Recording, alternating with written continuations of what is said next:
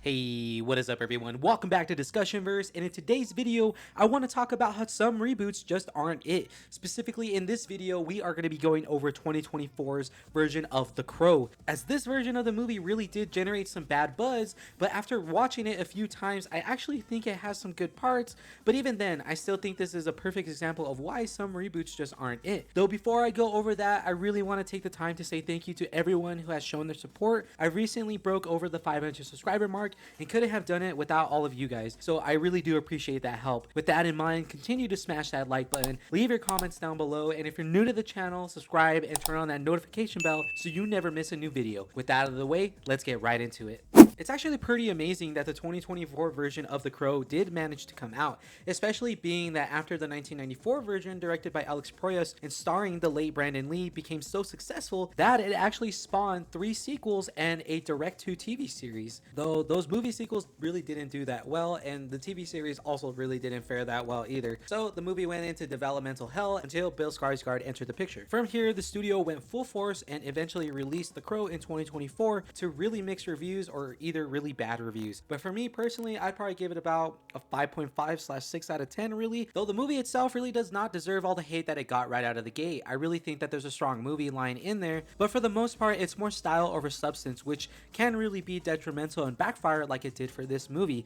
I think visually it was really strong, it had a lot of really strong imagery, and I think a lot of the action was just really well done. I really wanted more of it, and I wanted more of the villains too, because I think that was an integral part of the 1994 version, and of course just the graphic novel itself. That is what puts them on the path of redemption / vengeance by the Crow. I will also stand by the fact that I think this movie would have been a lot stronger had the main characters not been named Eric Draven and Shelley Webster. I think you really then set an expectation that this is going to be on par or better than the 1994 version that Brandon Lee started and where he brought Eric Draven back to life. I think had they followed the original graphic novel's intent to follow a different character or characters that are wronged by, people, causing the Crow to come in and bring them back to life to gift them powers to go and kick their and kill everybody, then you should have just stuck with that formula and kept it as is. I think it would have been more well received, really, I do, because I think you set a false expectation for all the fans who know the Crow by name and know it by association with the 1994 version. On that same coin though, it is important for all of us fans who like the Crow, whether from the comic book or from the 1994 movie or the sequels that came out afterwards with City of Angels, Crow Salvation, and Crow Wicked Pair, whatever got you into the Crow itself, you would understand the fact that this version was not meant to be a remake of the 1994 movie. It is just simply a reinterpretation of the characters Eric Draven and Shelley Webster. My point is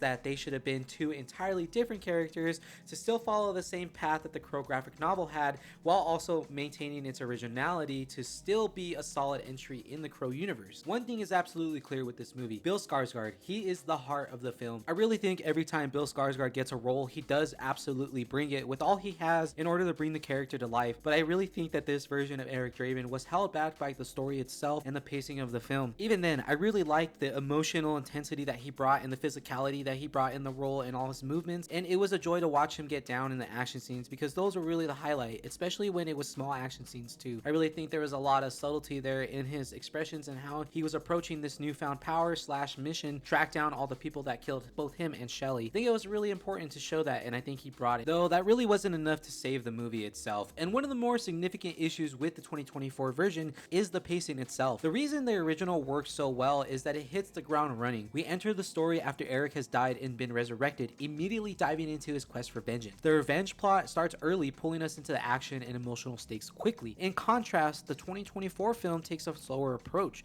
showing Eric and Shelley meeting and developing their relationship. The revenge plot doesn't kick in until almost halfway through the film. While I understand the filmmaker's desire to establish a connection between Eric and Shelley, there's little sense of time between their moments together. Are they falling in love over days, weeks, or months? We're left guessing. I hate to continue to compare, but the 1994 version did a fantastic job in showing the bond and the long-standing relationship that Eric Draven and Shelley Webster had in the 1994 version. It's clear that this version really did try to bring that, but I just didn't feel it, and I think there was a lack of pacing and a lack of development in that aspect. I understand what they were trying to do in spending time to establish their early beginnings, but at the same time it just wasn't as strong, which is a shame because there are really positive factors, such as the 2024 film providing an interesting take on Eric's healing ability. The way the film explores his healing factor is well done and adds an intriguing layer to the character. This supernatural element is a nice touch and helps make Eric's resurrection feel more unique and also kind of more zombie ghoul-like in a way. I don't know. However, the aspect of the film only goes so far in lifting the narrative, especially when the pacing and emotional depth are already falling short. Another positive note worth mentioning is the palpable style of the 2024 film, which needs to be done because the graphic novel is very stylistic and very well drawn and does engross you in the imagery. And I think this film did a great version at modernizing it while introducing very cool framework, very cool shots, and also I really like the way that they show the afterlife slash limbo, whatever you want to call it, whenever Eric is talking to the guide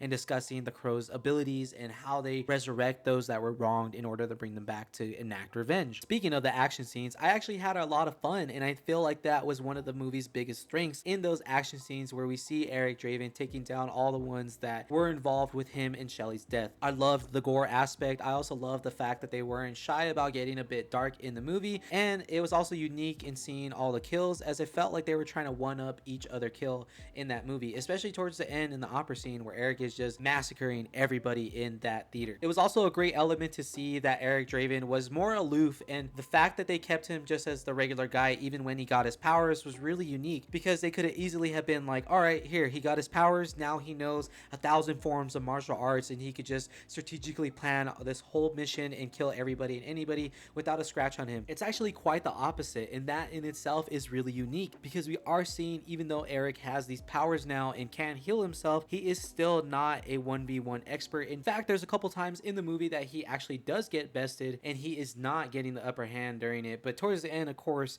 he ends up being the victor after just about annihilating everybody and anybody. Along with that, I really also liked the way that Eric Draven looked with his makeup as the Crow. That really evoked the look of the original graphic novel and the comic book cover of that version of Eric Draven, which I thought was really striking and appealing to look at on screen. Though I find it really crazy that we only got this look about an hour and 15 into the movie, and I thought I was tripping, but I really did check. So it's kind of crazy that that's how we got it, because not only was the look striking, but I think that also would have helped the movie. Really a no-brainer at this point that for the story of the Crow and each person that the Crow has brought back to life, the makeup and the changed appearance is such an integral part of the story itself, and a lot of the time the main character is in that different appearance throughout their whole vengeance quest. So I feel like that was a bit of a disservice and kind of hurt this film to not have Bill Skarsgård in that makeup for more than the last 35 to 40 minutes. And it's also kind of that you have him do the makeup with tattoo ink. I know that tattoos were kind of a big part of the couple,